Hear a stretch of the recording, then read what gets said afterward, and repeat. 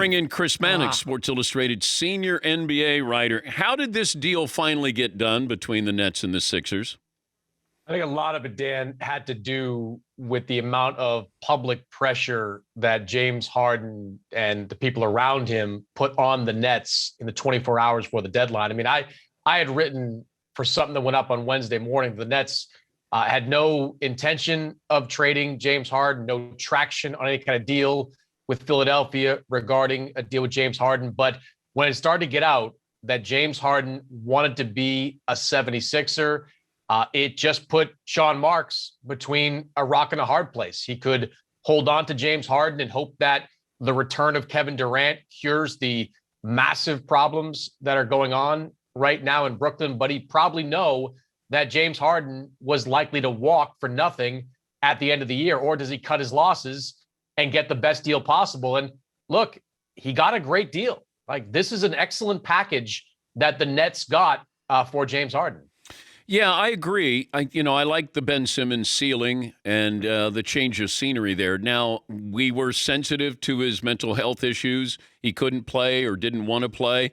But is it fair to question where is that, or what is that mental health situation for him? Does he play right away for the Nets? Yeah, I don't get the sense he's going to play right away. He will be in uniform before the end of this season, probably within the next 3 or 4 weeks.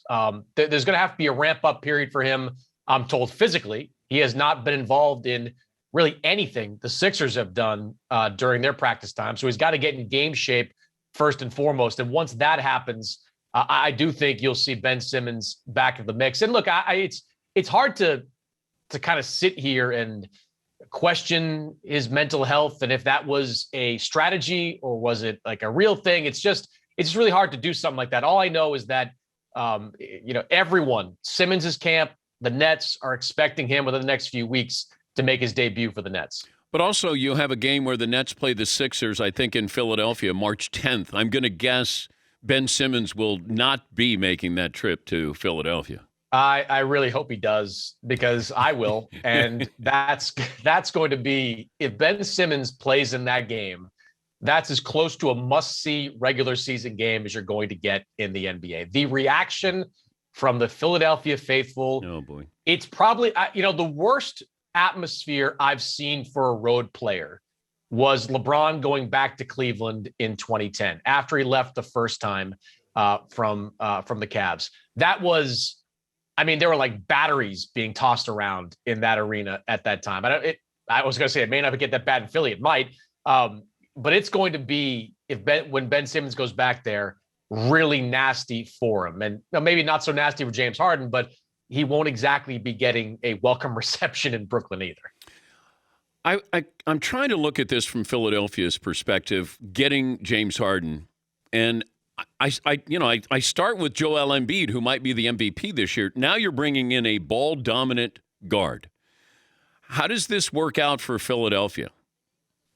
Well, look, Daryl Morey's basketball philosophies have often centered around let's get stars. Like, stars win championships. He had that mindset down in Houston when he first acquired James Harden. Then he added Chris Paul. Then it was Russell Westbrook. None of it seemed to work, but he believes in that ethos when it comes to building a basketball team. But it's very fair to question how this works. Now, scouts will tell me, like, how do you guard them in the pick and roll? Like, they're going to be unstoppable when you go Harden, Embiid, pick and roll. You can't switch. You go under, Harden makes shots. It's a very difficult thing to do. But their defense is going to take a hit. Harden is not a good defensive player.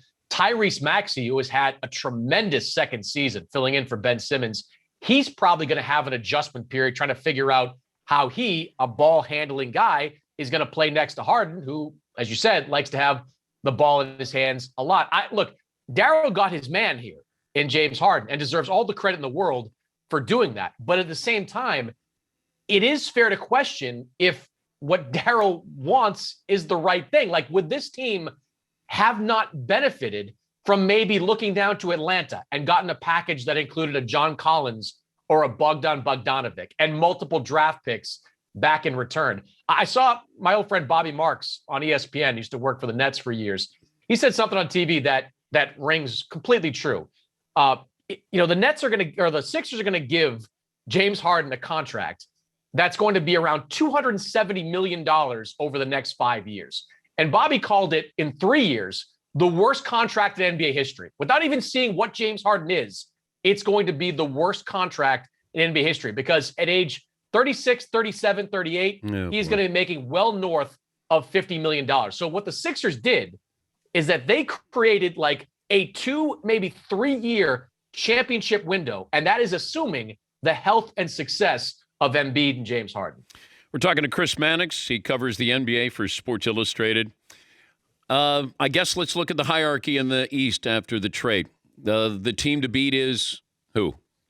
Still Milwaukee. I mean, the Bucks just keep cruising along. I mean, they, made some minor deal, getting Serge Ibaka. They're not getting the 2019 Serge Ibaka. He's had a lot of health issues in the last couple of years. But, it's Brook Lopez insurance in case Lopez can't play this year. But you watch that team, Dan. They're just cruising. They crushed the Lakers the other night. They've been beating up on a lot of teams this year. They're going into the playoffs with enormous confidence. So to me, it's Milwaukee at the top and kind of everybody else, including Miami, Chicago, Brooklyn, Philadelphia, a cut below them.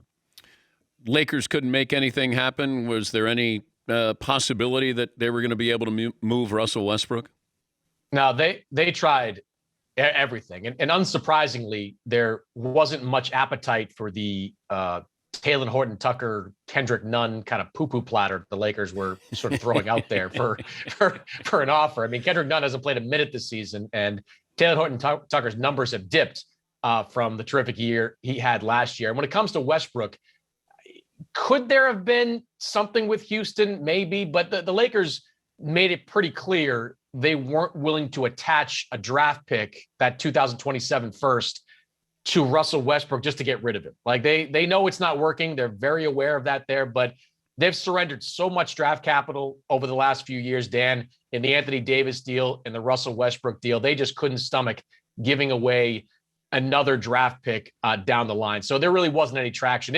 I can tell you, there was a lot of frustration within the Lakers about not being able to do something because after getting, tattooed by Milwaukee and then getting beat by, I wouldn't even call them Portland. It's like Anthony Simons and like the cast of grown-ups out there that beat the Lakers the other night.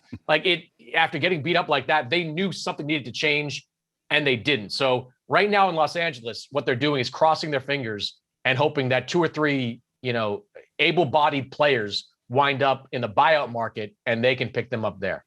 Yeah, you start to look at this and you handicap this for LeBron. Why would LeBron want to stick around for this? You know what? What's the here's something I wish we could give LeBron truth serum in about a month, right? So I think it's March 21st. The Lakers go to Cleveland. And unless something changes, the Cavaliers are probably going to run them off the floor. Like the Cavs are really good.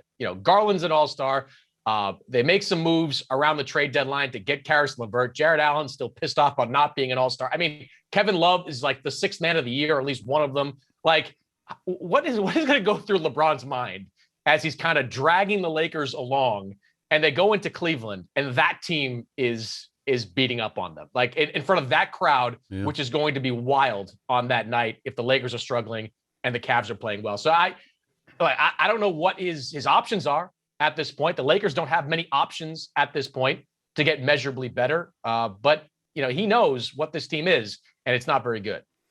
If he could swap supporting cast right now and go to Cleveland. I mean, I don't know, but how couldn't you? Like the Cavs are fun. Like they score, they play defense. I mean, Isaac Okoro is good as a rotation player. I mentioned Evan Mobley. Evan Mobley's like you're looking at Anthony Davis 10 years ago. Like it's like you've got all the pieces there. They're incredibly athletic. And look, they might be, quite frankly, Dan, they might be like a small forward away from being like a dynasty. They're playing Lauri Markkanen at the 3. Like you plug LeBron into that mix, and all of a sudden you've got like a team that should win 2 or 3 championships. Wow. So it's going to be. I mean, they're that good. Like they keep losing guys. Like Ricky Rubio is a huge part. I hope you're doing well, Ricky. Just out of much love. But he goes down, and they just plug somebody else in. They acquire Rajon Rondo. They acquire Karis LeVert. Kobe Altman, to his credit, the GM there, just pushing all his chips into the table on this season to see if they can do something special. Did you make your bed? No. Okay. You knew you were going to be on TV, though. I was working late last night, Dan, and I got up 10 minutes ago to talk to you. And, No, I'm just curious if you made your bed. It's made adjacent. It's kind of like tossed. You throw the sheet over. And, okay. All right. Well, it's great to talk to you. Good to talk to you, Dan. Let's do it again, Chris. Thank you. Absolutely. That's Chris Mannix, Sports Illustrated senior NBA writer.